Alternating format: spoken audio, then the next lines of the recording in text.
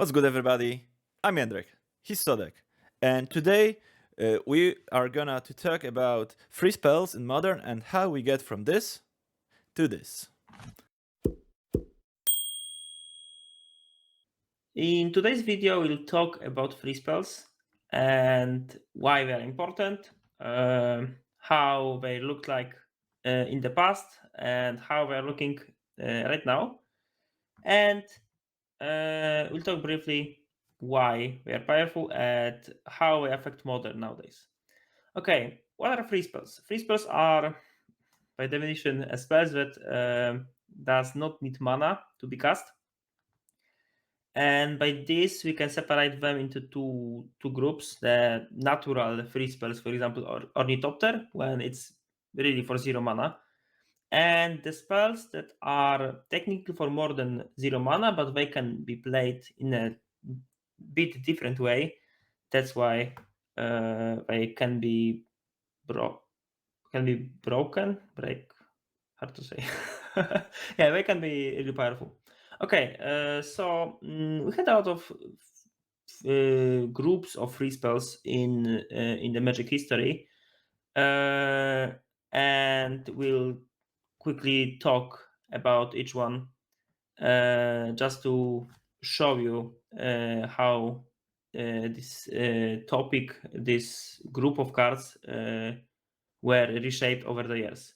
Okay, Jędrek, can you talk about the oldest ones, the most iconic, probably? So when we are referring to free spells here, we mean pitch spells, which is the most powerful variety of free spells, or quote unquote free spells, that we have right now in Modern.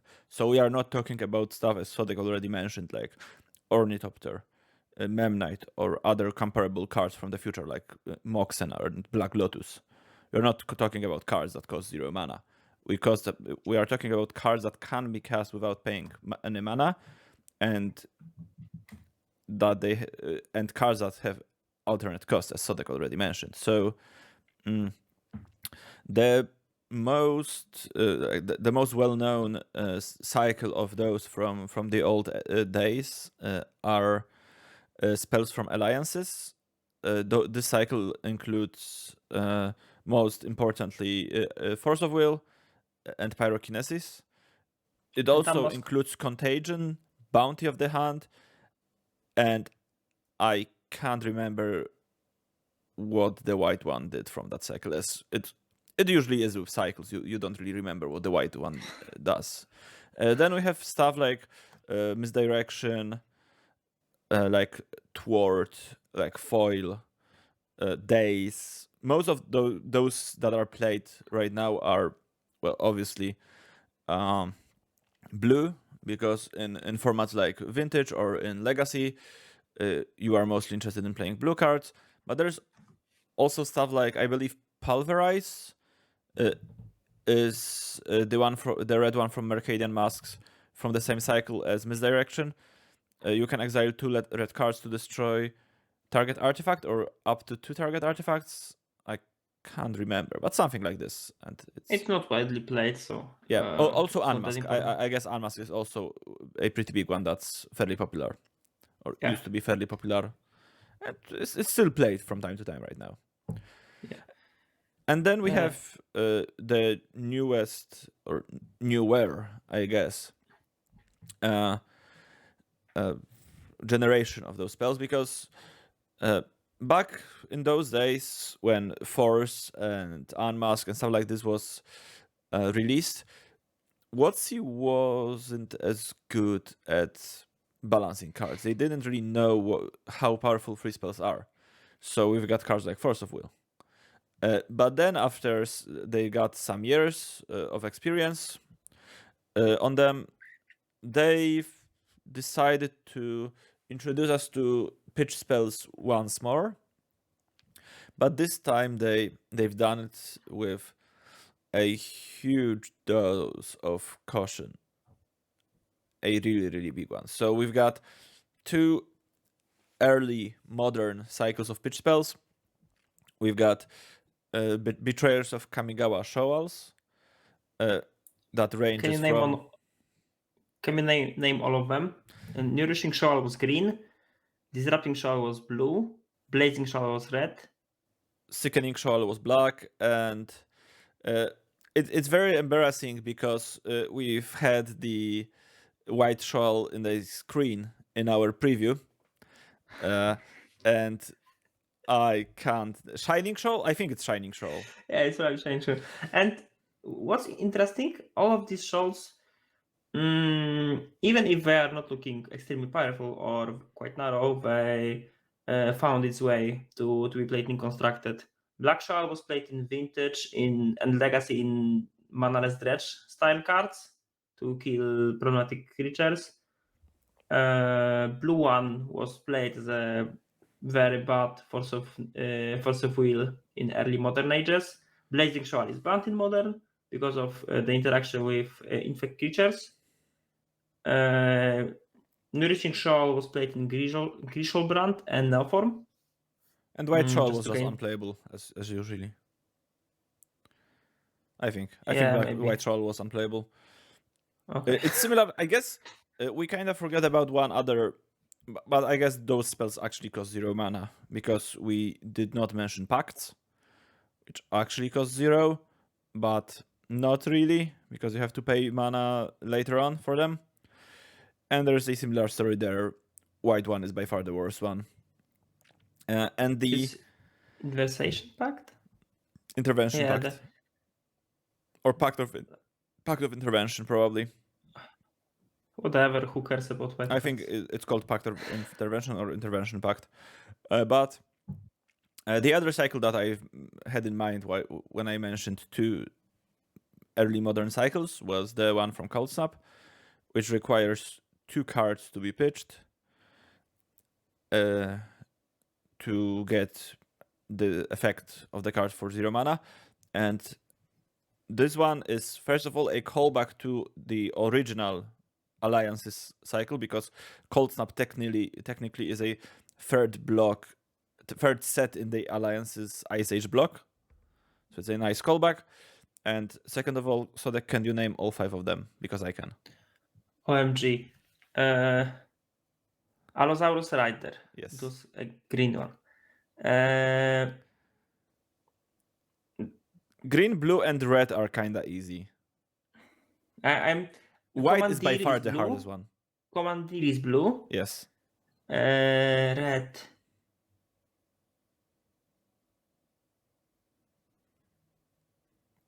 Okay, I give up. Okay, red is Fury of the Horde. It was played in some versions of Okay, that was easy. Narset That was easy.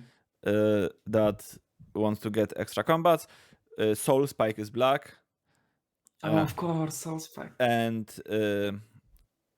Sun Scour is white. Sun Scour is a 7 mana Wrath of God that can be cast by exiling 2 cards. Before you ask, yes, the white is the worst. From White one is the worst one. And the only reason I know what it does is because when I was a teenager, we've been playing with my friend in the era roughly when Cold Snap was released. My friend had a Knights deck with Sunscour in it, so I knew what it does because he had Sunscour in it. Okay, now after that we got a few free spells that were not a part of any cycle. They were kind of conditional, like traps, for example. Yeah, Ravnos Trap, Ricochet Trap. Might Break Trap. Oh, Might Break Trap was actually good. Archive Trap. Archive Trap. Yeah. Also Snapback from Time Spiral.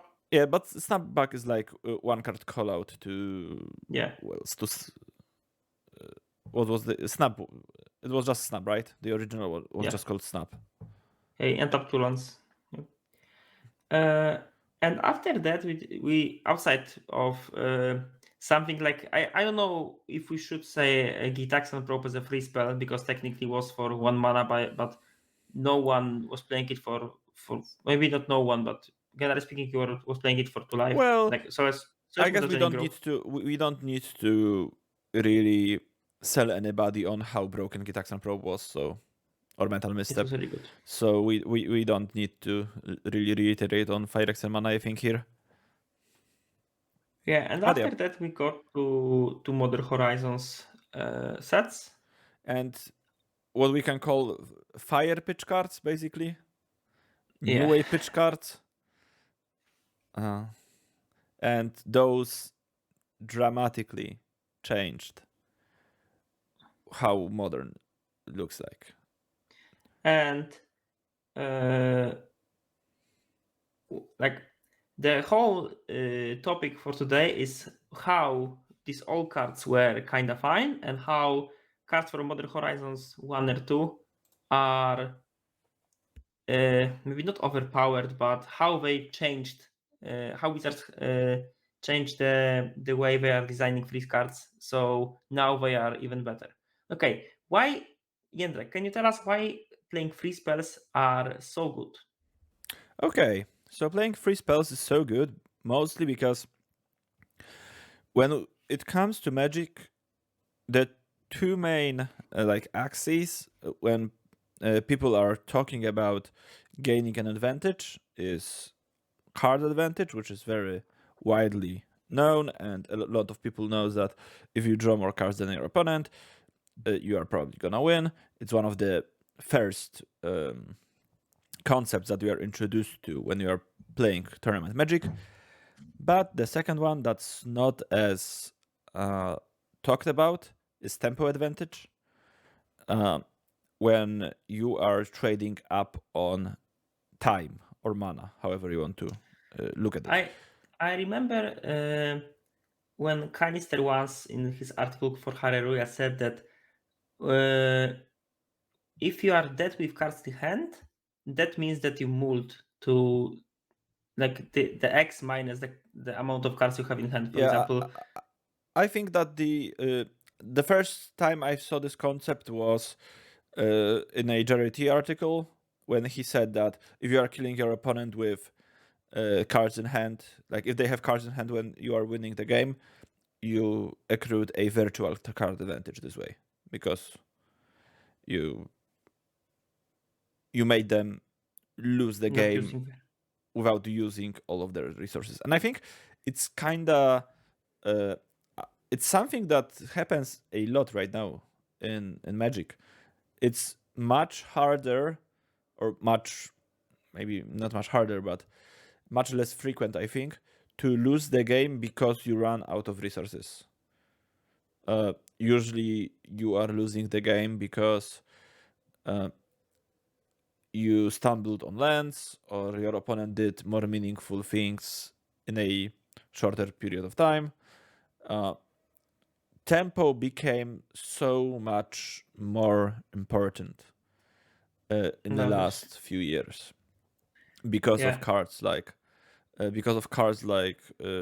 well, pitch spells from both MH1 and MH2, because of cards like Uro, like companions, like Oko, because you basically don't run out of things to do, but it's much easier to run out of mana to do things you wanna do, and that's why pitch spells.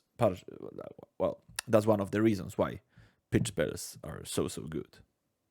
okay. And about playing free cards, like free cards are free because of like in terms of mana, but not in terms of resources. At least it was true in the past when we had spells like, for example, Force of Will, when you were losing one card and one life to cast counter spell for free. Obviously, a really powerful effect, but in a very heavy resource fight, you don't want to play only Force of Wills. It's better to trade one for one than one for two, and so on. The similar situation is with Days. Obviously, countering the spell for zero mana when you bounce an island is super cool, but at least before Ragaon era, bouncing a land could lead to tempo loss in later stages of the game. So, in my opinion, free spells in before Modern Horizons 1 were designed to trade the tempo advantage for card advantage. So you're always losing a card or a tempo in other way to gain a tempo you need it in your deck. Yeah, well, But I would argue that Days was almost always tempo positive because you are setting both players behind while you are the one with creature in play.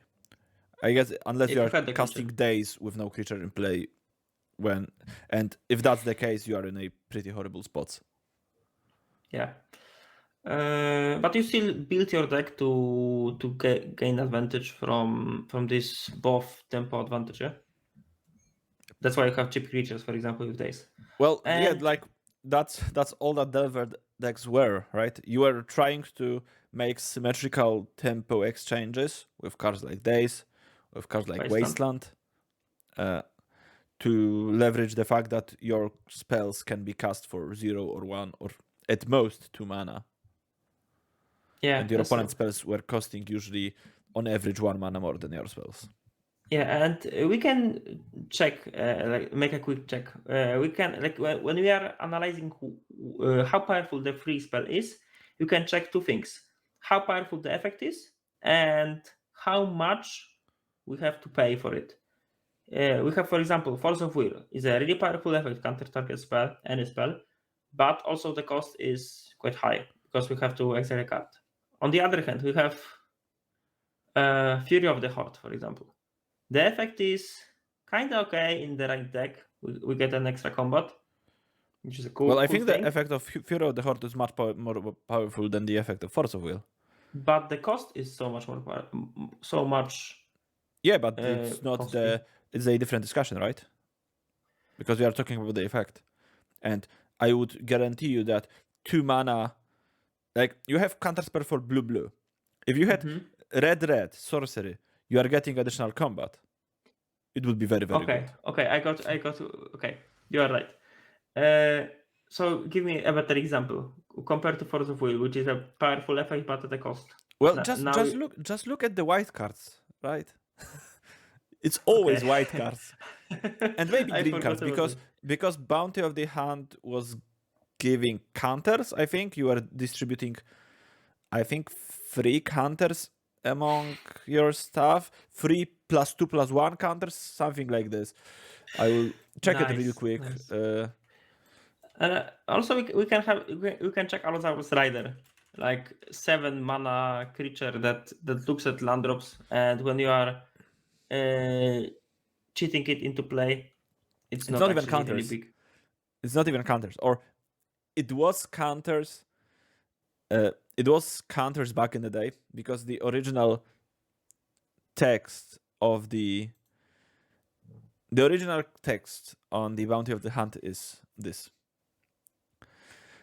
you may remove a green card in your hand from the game instead of paying Bounty of the Hunt casting costs.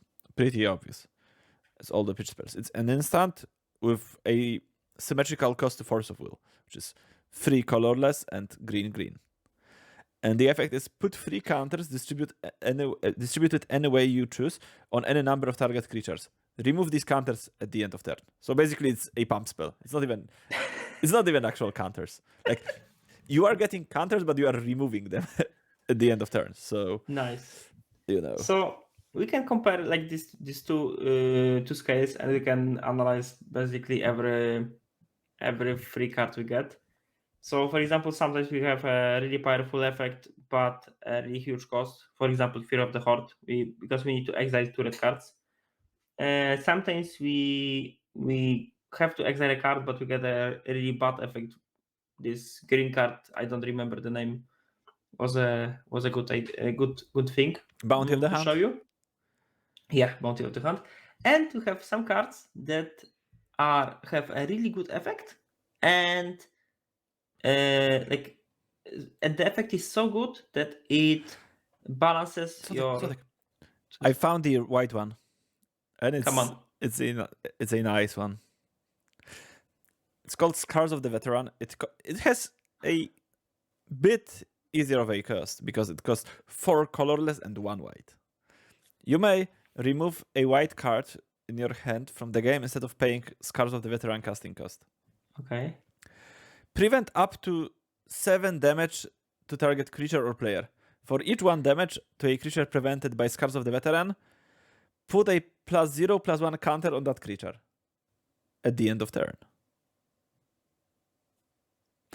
Okay, which one is worse, the green I white think or I one? think I think Bounty of the Hand might be worse Yeah, because at least those +0 +1 counters, I was as thinking. atrocious as unsymmetrical counters are permanent. They are not getting removed at the end of turn.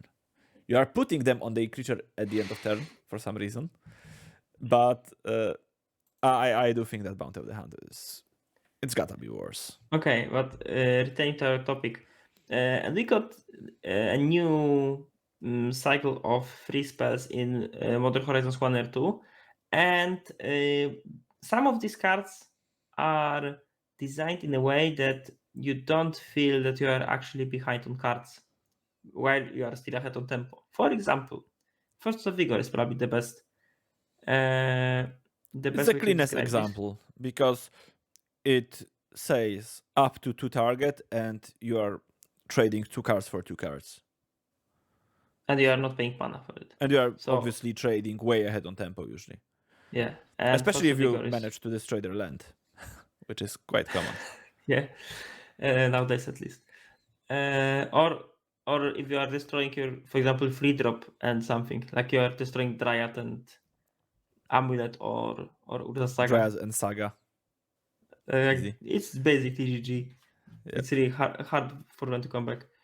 And we have other cards. We have Fury that deals 4 damage among witches to a number of target creatures and planeswalkers. So basically, you quite often can kill up to 2 creatures.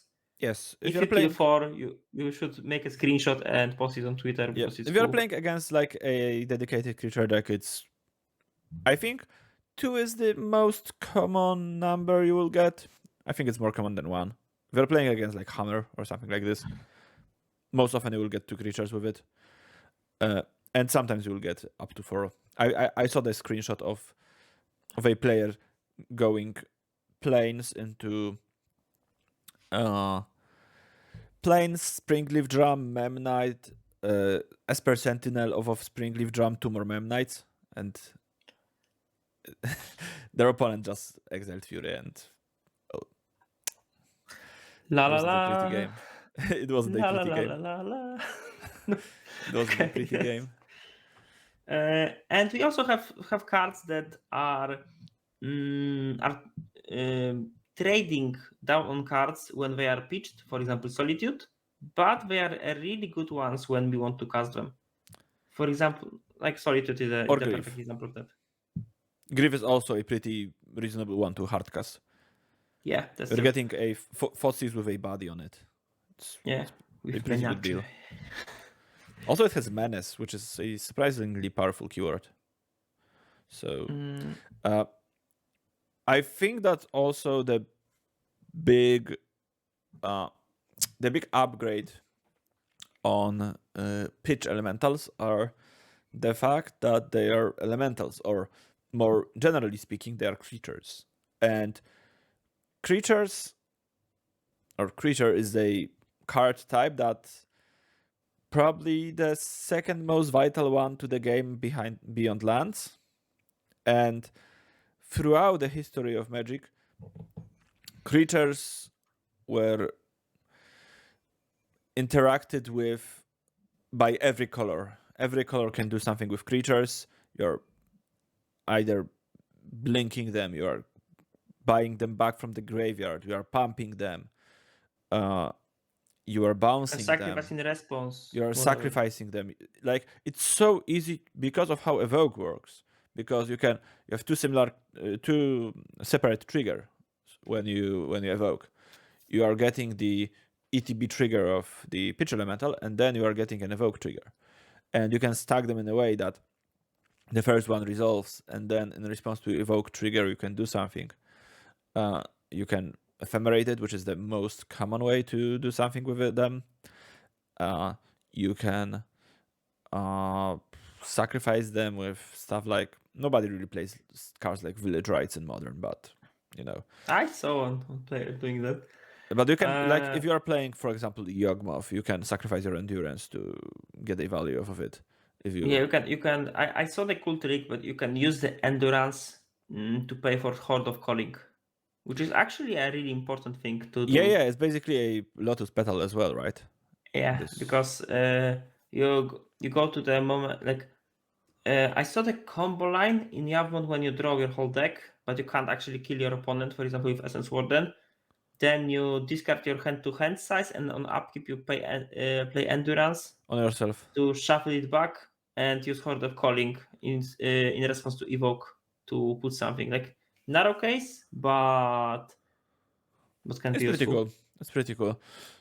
I just really thank WotC for the fact that only endurance, which is the least versatile of those, I would say. Subtlety? Subtlety is just the worst one. Uh, and I guess the effect is versatile, but it's not very good. But and it's also not that great with a card that I want to mention, which is Unearth. I'm really glad that none of those pitch elementals can be unearthed, because it would be, or like of endurance can be, but it's much worse of a much less of a versatile effect, and also it's not as good to, like, if you get endurance for free, you are shuffling their graveyard or putting their graveyard on the bottom of their library, and if you just unearth it back on, the second trigger of endurance on the same turn does nothing usually, especially on Yeah. sorcery speed. So this one is not as good to uh, To try to cheat into to game? try to abuse the fact that you are getting multiple triggers out of it. Like, imagine that Fury is a 3 mana first strike creature instead of double strike, and it divides 3 damage, but it costs 3 mana. And Would it be better or worse? I think it would be better. Yeah, would you hard casted so much By often? far, it would be a much better card, probably. Okay, and outside that, what you said, we have other like random things like Reason Reef that for some reason all these pitch elementals are elementals and they trigger from Reason Reef, so you get your card back from the effect. With multiple Reason Reefs is even better. I the new like fresh and hot topic with trying to abuse elementals was Broadback, like 2 mana card, White, cost yeah, it costs white. white. It's an Yeah. instant, and it uh, brings back, like the name suggests, you are returning up to 2 target permanents that uh, were put into the graveyard from the battlefield this turn, and they are tapped, which is kind of important because I've tried to play the Open the Vaults reshape deck with it, and when my Lotus Bloom entered the battlefield tapped from Broadback, because I wanted additional ways to bring back things, I just dropped. Considered the match dropped from the league because I was very ashamed of that happening. I would do the same. Uh, so maybe you should talk a bit more about how the current wave. Okay, I have one thing else. Do you think that Modern Horizons 2 is the first cycle when white card is not the weakest one in the free spell cycle? Well, I guess do we agree that Bounty of the Hand is worse than Scars of the Veteran? Yeah, but both are Both terrible. are Yeah, terrible. but we can, for example, say that Solitude may be like first and second best. I think two best ones are Fury and Solitude in some order. I don't know which one is better. Yeah, Like, it but probably depends on, like, it depends on the the state of the meta. format. Yeah, and I like think, we can for sure say that both are the most impactful because yeah, they impact how what type of decks are played right now in the modern. But we can probably talk it in a second. yeah. They are also the two uh, out of those which are most likely to trade up on tempo, which is also very important.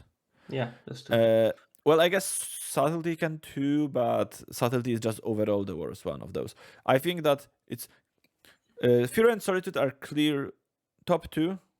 Then Endurance and Grief are third and fourth, probably respectively. I think Endurance is a bit better than Grief, or at least it's much more played than Grief, because it's Okay. just a very good sideboard card. While Grief is a card you kind of need to build your deck around for some part. Yeah, it's played only into the X right now, Yeah, tak? it's played like in some Reanimator Ephemerate decks and in Living And End. Living End. And then Subtlety is by far the worst one, which is ironic because I was foreseeing it to be by far the best one, or maybe not by far, but in my uh, original MH2 top 10, I've had Subtlety on second place and Grief on third or fourth. And my Okay. number one card was Dotty Voidwalker, so you know. And then Okay, how after, high was Urza Saga? yeah, and it was before MH2 even released, or I recorded it before it released, and then I uploaded it on the release day.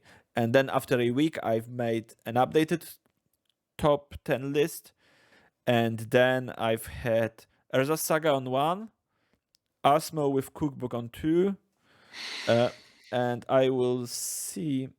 I probably have the text file somewhere here. MH2.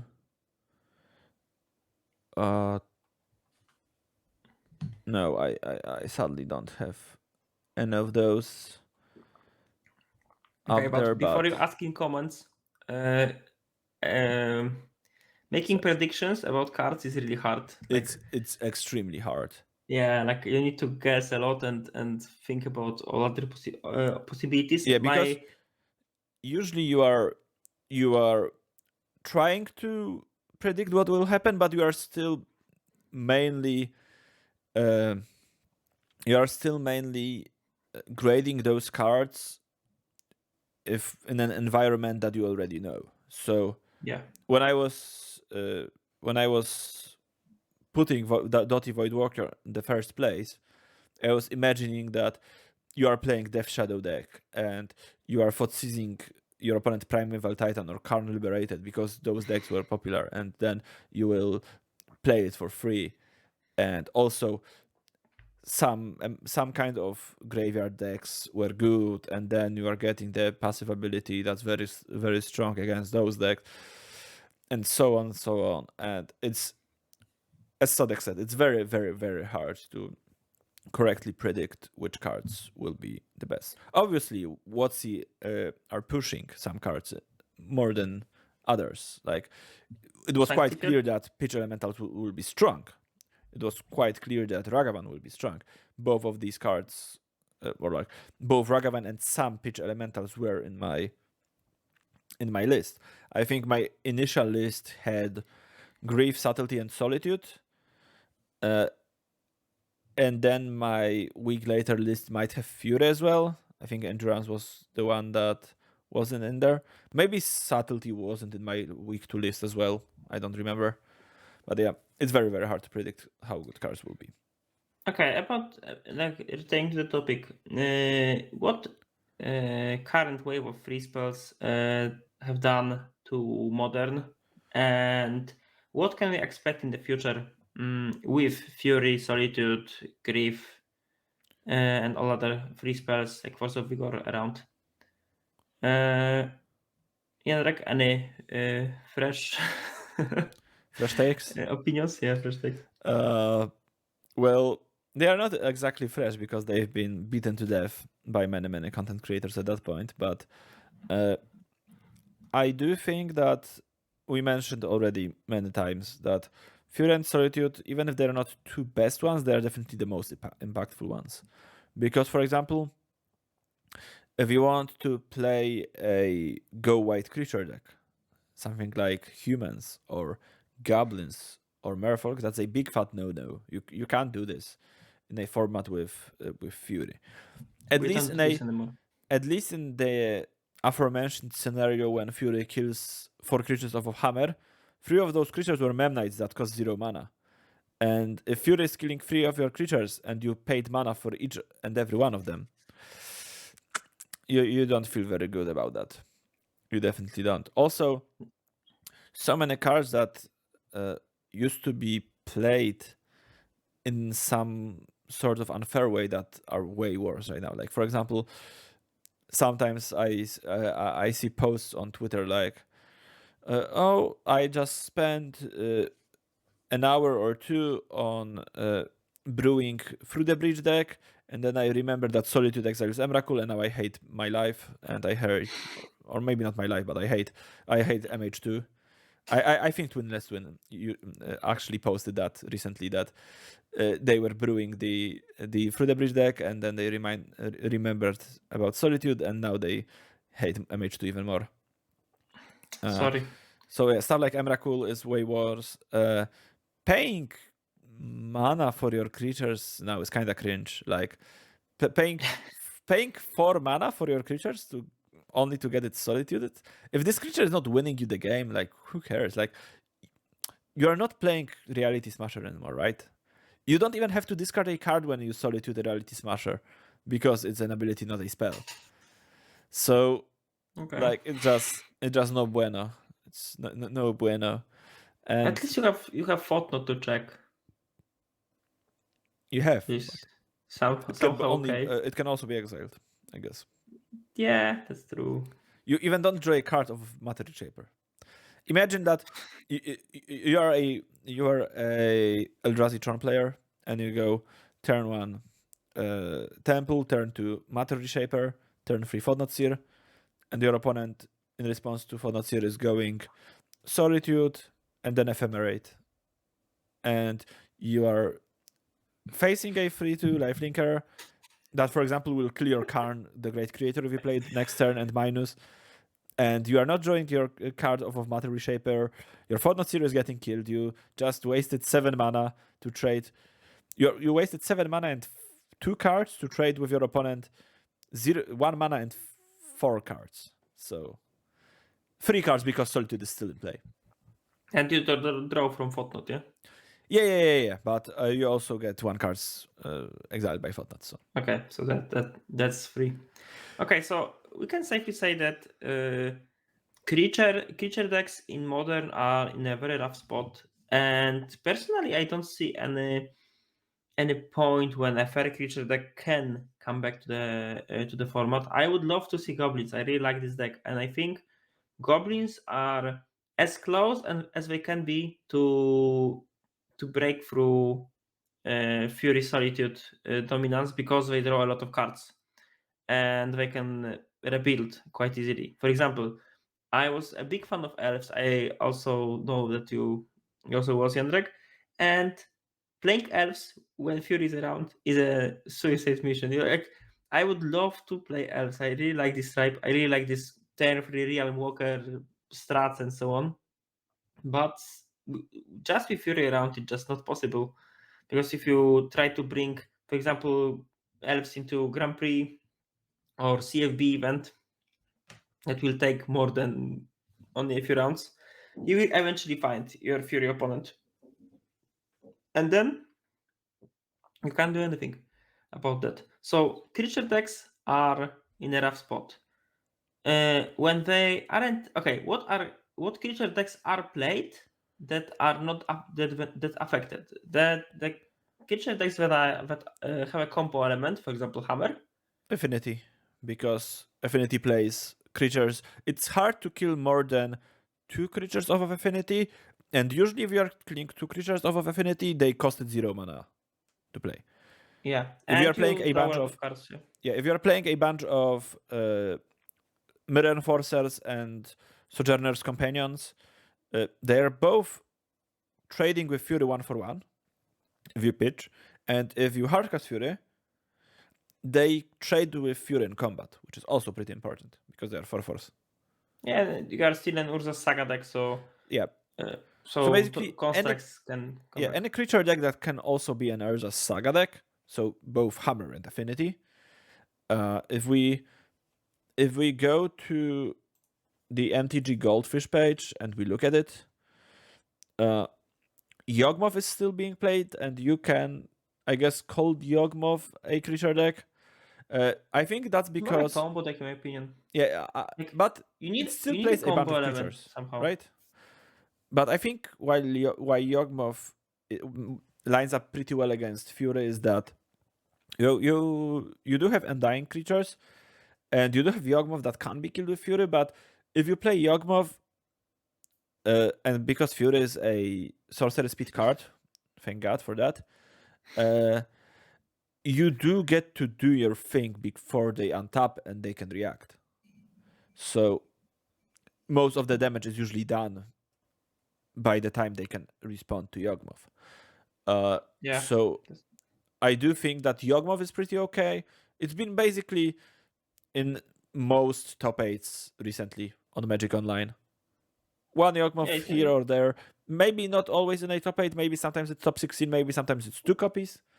But I think Yawgmoth is a pretty solid deck if you like to cast green creatures. It's probably your best shot at winning. I also saw that Pandemwine return to this his amulet takes. Obviously, it's Pandemwine, like a very known amulet player, but I think he's currently a trophy leader right now. Yes, I do think that as of yesterday, they had 23 trophies, I think. That was the Yeah, last update I and saw. I think that because of the meta shapes a bit, like we don't see that many unholy hits. We see more slower decks.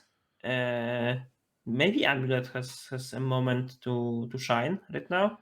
Yeah, because well, Solitude lines up pretty well against Primeval Titan, but if you let Primeval Titan resolve and you are playing a Solitude deck, which is not a fast deck usually, I don't think there is any fast Solitude decks.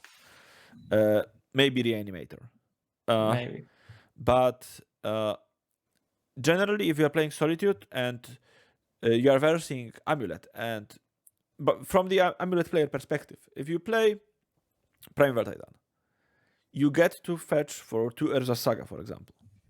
And your opponent spends 2 cards to deal with your Primeval Titan. And it's very likely, and I think that's a crucial point, it's very likely that you will get 2 constructs out of each of those 2 sagas. Because if you are. The main thing about Unholy Heat, I think, is that if you are playing against Murktide, you are getting your Titan killed for 1 mana, and you won't get enough time to get value off of your sagas because your opponent's creature will just kill you. Yeah, that's true. And you are getting so much more time against Solitude decks that I think this pairing of like this dynamic of Titan and Solitude versus Titan and Unholy Heat is the Titan Solitude dynamic is much more profitable for Amulet players usually. Yeah, that's true.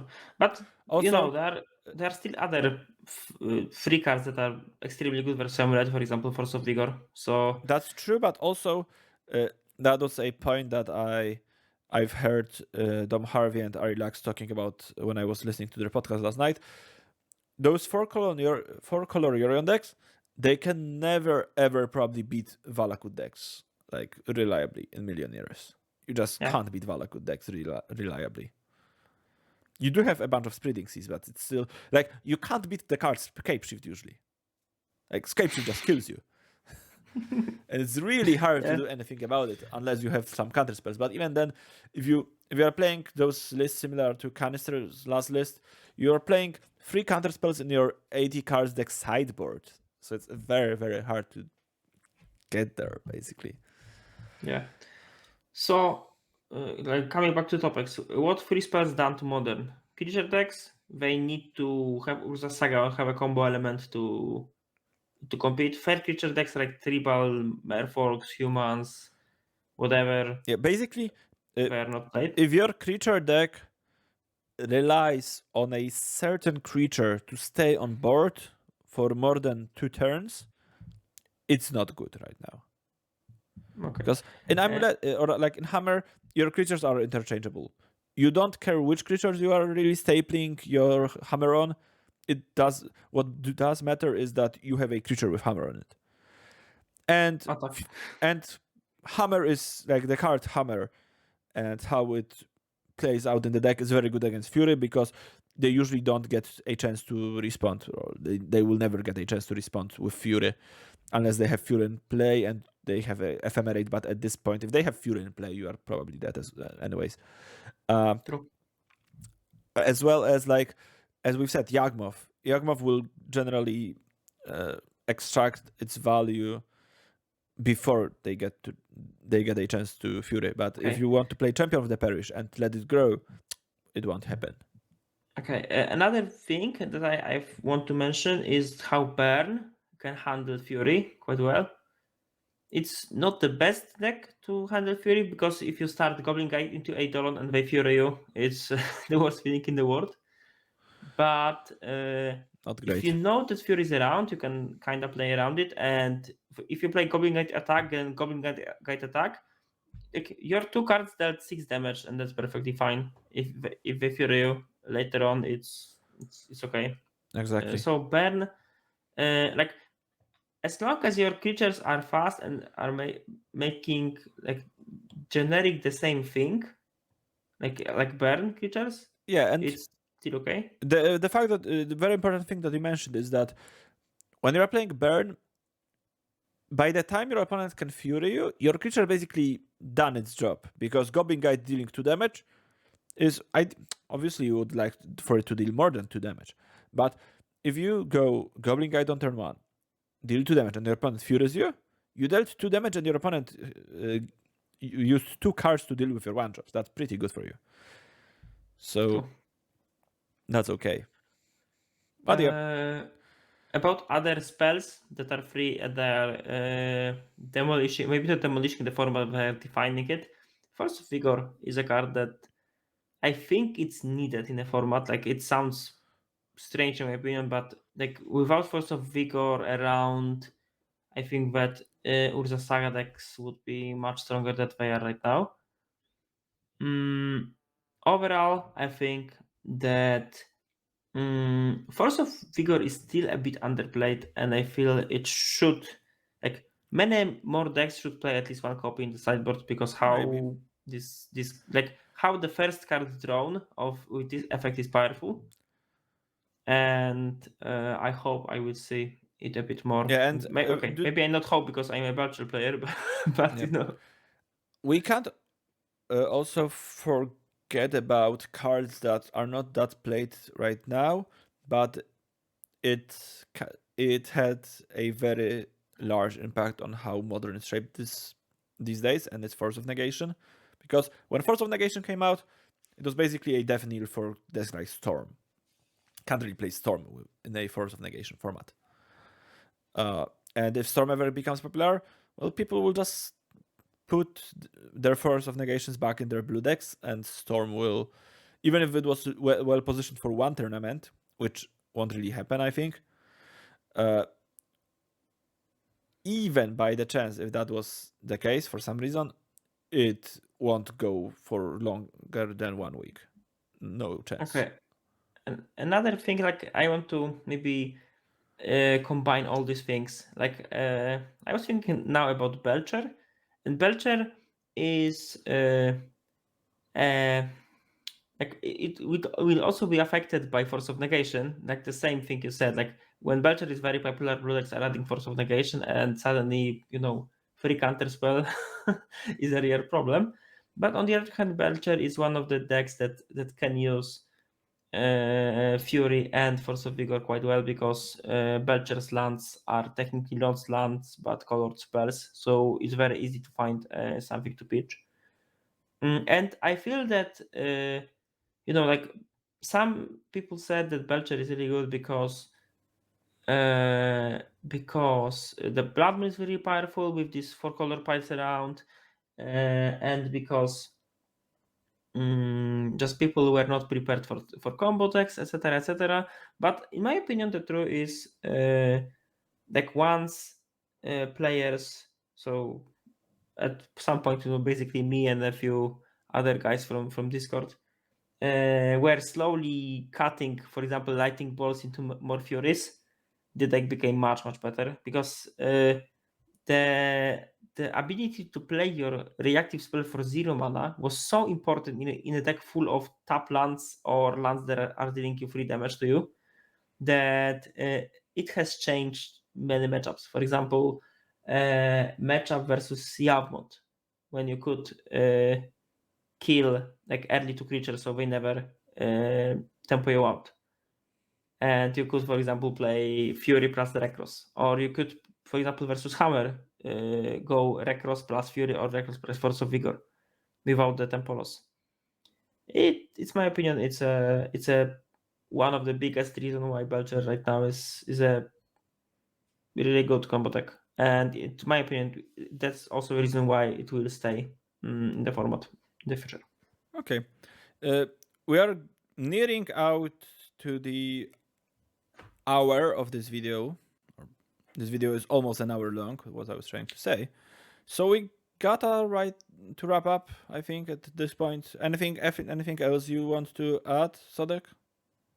Not now, but maybe one day. Uh, Okay, for now, I do not. okay. So yeah, that's it, I guess. That's what we came here today to talk about. Okay, I remember one thing. Okay. But Okay, YouTube commenters and Patreon and so on. If you are interested in, like, if you want us to talk about any topic, or you are interested about any opinions on, that will suit well into this type of video, just write it in comments so we can like take care of your the topic you're interested in, or on Discord. and That's or good on as well. Discord. Yeah. We are also we'll probably do a mailbag episode at some point when we gather enough questions from you. So if you have a question that's not that the answer that if you have a question that doesn't require such a long answer, like it's not enough for a video, but you want to answer it nonetheless, we will provide you with the opportunity to do so on our Discord. There will be a channel for that, and when enough questions pile up, we will record a video answering them. Okay, for those of you who are watching us in a future far, far away, roughly at the beginning of December, that means that you are watching this video when it became public on YouTube. If you like our content and you want to get our content as soon as possible, the second it's uploaded, go to our Patreon. Link is in the description. Because all of our videos basically are released first for our Patreons, and then after a month they became public on YouTube. So if you want them right away, go support us then. And yep, Sodek has something to say as well. Yeah, and for all, those YouTube watchers, Yeah, is that a good word? that's a Okay, final watchers. way to say. If you are interested in deck and sideboard guides to, okay, let's count it. Living Kent, A bunch of Belcher, decks. A bunch of decks. Dredge, Sodek. There is Ad no reason Nauseam. to count them because when they are watching it, it might be more than those decks. Yeah, like Yes. a lot of blue Okay. decks. Just check In our general, Patreon. if you are interested in more modern content, go to our Patreon. Link is in the description, as well as links to our Twitch streams. We're both streaming somewhat regularly with Sodek. Link to our Twitters, to Modern Solution Twitter, everything that you need to find there. Okay, that's it from me. I'm Jędrek. He's Sodek.